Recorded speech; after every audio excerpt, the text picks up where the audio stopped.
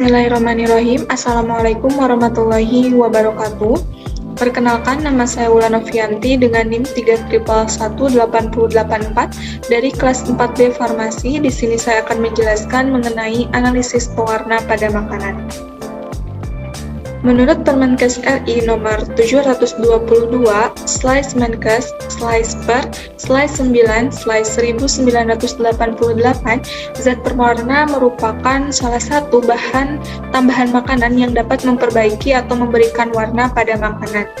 Pewarna dibedakan menjadi dua, ada pewarna alami dan ada pewarna sintesis.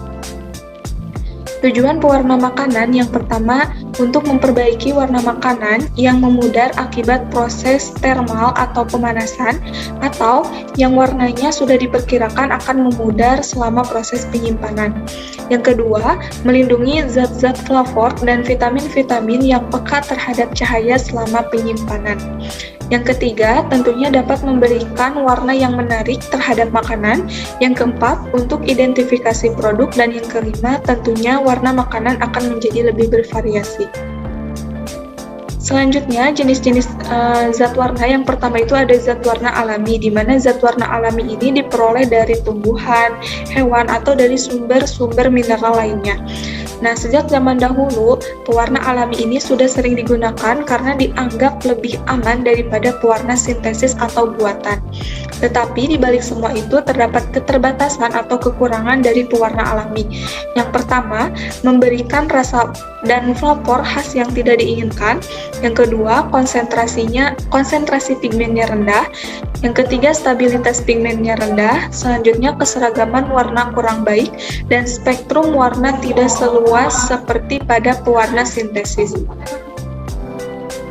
Nah, jenis zat alami yang sering digunakan yang pertama itu ada karotenoid. Nah, karotenoid ini merupakan yang dapat memberikan warna kuning, merah, dan oranye secara alami. Nah, biasanya terdapat pada wortel, tomat, cabai merah, alga, lobster, dan sebagainya. Karotenoid ini merupakan senyawa yang tidak larut di dalam air dan sedikit larut di dalam minyak dan lemak. Beberapa jenis karotenoid yang banyak terdapat di alam adalah beta-karoten.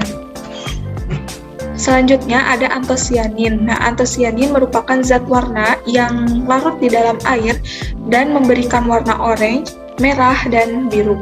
Terdapat dalam anggur, stroberi, raspberry, apel, bunga ros, dan tumbuhan lainnya. Dalam konsentrasi encer berwarna biru, dalam konsentrasi pekat berwarna merah, dan dalam konsentrasi biasa itu memberikan warna ungu. Pada pH rendah atau asam, pigmennya berwarna merah. Pada pH tinggi berubah menjadi violet, kemudian menjadi biru. Kemudian ada kurkumin. Nah, kurkumin ini merupakan zat warna alami yang dihasilkan dari kunyit. Nah, zat warna ini dapat dipakai dalam minuman yang tidak beralkohol seperti sari buah. Dan selanjutnya ada biksin. Nah, biksin ini diperoleh dari ekstraksi kulit biji pohon Bixa orellana. Warnanya yang dihasilkan yaitu kuning mentega. Biksin ini larut di dalam lemak, sering digunakan untuk mentega, margarin, minyak jagung, dan salad dressing. Nah, ini gambar dari biji pohon Bixa orellana. Selanjutnya ada cochineal karmin asam karminat. Nah, cochineal ini merupakan zat berwarna merah yang diperoleh dari hewan Coccus cacti betina yang dikeringkan. Nah, zat warna ini di dalamnya terdapat asam karminat. Zat pewarna dari asam karminat ini harganya mahal sehingga jarang digunakan. Kemudian untuk selanjutnya ada zat pewarna sintesis atau buatan. Nah, zat pewarna sintesis ini merupakan zat buatan yang diperoleh dari proses kimia buatan yang mengandalkan bahan kimia. Nah, zat warna sintesis atau buatan yang pertama itu ada aluraren. Nah, aluraren ini yang akan memberikan warna merah jingga yang banyak digunakan pada permen dan minuman. Di beberapa negara, penggunaan alurared ini sudah dilarang. Kemudian ada tartrazin. Tartrazin ini tepung berwarna kuning jingga yang mudah larut di dalam air dengan larutannya berwarna kuning keemasan. Nah, untuk larutannya dalam alkohol hanya sedikit, sedangkan di dalam gliserol dan glikol itu mudah larut. Kemudian ada sunset yellow. Nah, sunset yellow ini merupakan golongan manazo yang merupakan tepung yang berwarna jingga, sangat mudah larut di dalam air dan menghasilkan larutan jingga kekuningan. Kemudian untuk larutannya sedikit larut di dalam alkohol 95% dan mudah larut di dalam gliserol dan glikol. Kemudian ada amaran. Nah, amaran ini merupakan golongan monazo yang berupa tepung berwarna merah kecoklatan yang mudah larut di dalam air dan menghasilkan larutan berwarna merah lembayung atau merah kebiruan. Nah, untuk kelarutannya mudah larut di dalam propilen glikol, gliserol, dan larut sebagian di dalam alkohol 95%. Kemudian ada pasgreen. Nah, pasgreen ini merupakan tepung zat pewarna ungu kemerahan atau ungu kecoklatan dan bila dilarutkan di dalam air akan menghasilkan warna hijau kebiruan. Nah, larutan ini larut di dalam alkohol 95%. Kemudian ada indigo karmin atau indigotin. Nah, merupakan tepung berwarna biru coklat kemerah-merahan, mudah larut di dalam air dan larutannya berwarna biru. Tidak tahan terhadap cahaya sehingga warnanya mudah cepat menghilang. Kemudian ada Panchaus SX. Nah, merupakan tepung merah, mudah larut di dalam air dan memberikan larutan berwarna merah jingga, larut di dalam gliserol dan glikol, mudah larut di dalam alkohol 95%. Nah, untuk analisis pewarna alami, saya mengambil contoh dari analisis total antosianin dari daun bayam merah, di mana yang pertama itu dilakukan ekstraksi dengan menimbang daun bayam merah sebanyak 100 gram, kemudian dipotong kecil-kecil, setelah itu dihaluskan, setelah halus dipindahkan ke dalam botol warna gelap dan ditambahkan pelarut etanol dalam suasana asam hingga pH-nya itu 3, menggunakan jenis asam yaitu HCl 0,1 m, asam sitrat 3%, asam asetat 25%, serta tanpa menggunakan asam.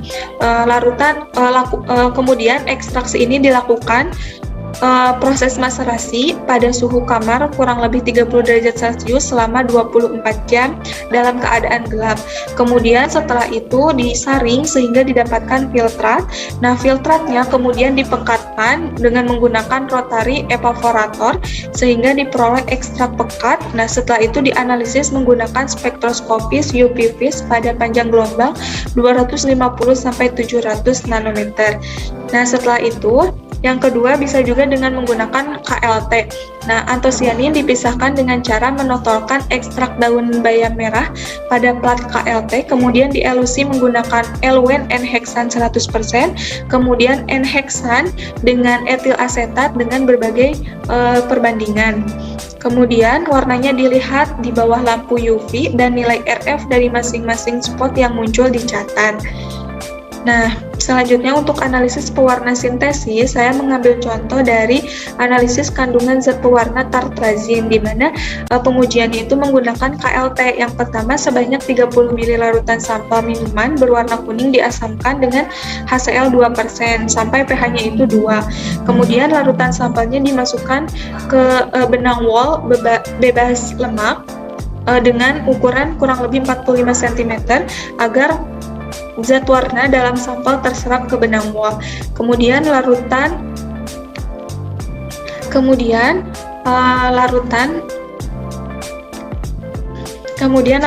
dipanaskan selama kurang lebih 30 menit.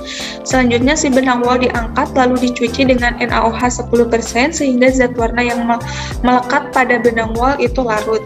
Nah, larutan hasil pencucian diuapkan di atas penanas air. Setelah dingin, sampel kemudian diidentifikasi dengan menggunakan KLT.